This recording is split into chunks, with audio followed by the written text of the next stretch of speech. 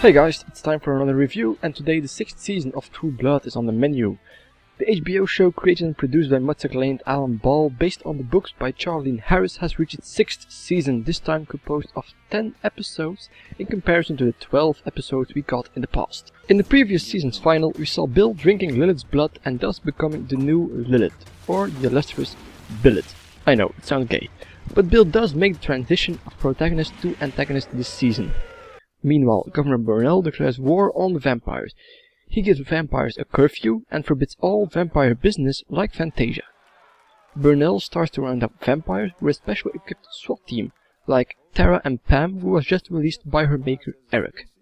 Jason, hitchhiking along the road, is picked up by an old man who turns out to be his fairy grandfather. Grandpa Stackhouse tells of a fairy blood contract promising Sookie to Warlow. Thus ensues a race against time to keep Sookie out of the hands of the oldest vampire to date in the series, Warlow. Seeing glimpses of Warlow last season got me excited for this season, as Warlow seemed to be a cool looking villain for the show. But to my big disappointment, Warlow only turned out to be a normal human looking vampire having the hots for Sookie.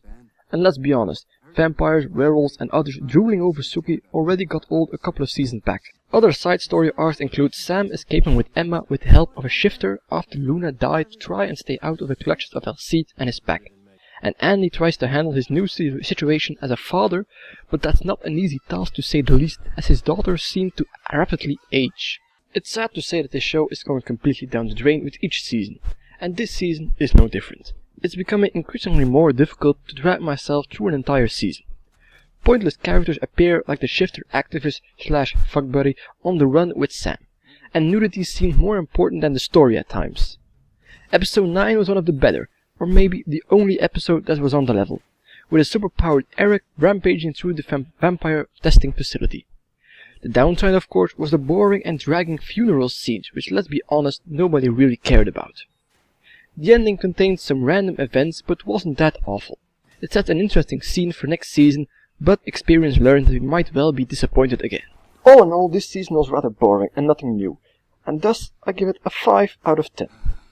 The only reason I still give it half is because Eric owned in episode 9 and is the most and maybe only interesting character in the show. As long as this show gets the viewers, they're probably not gonna quit.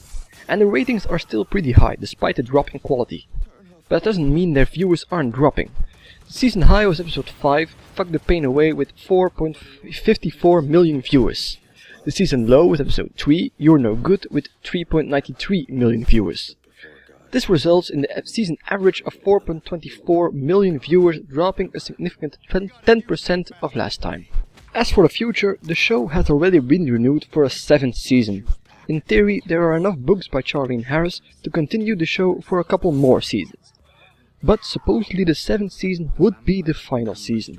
Based on this season, let's all hope it is. See you next time.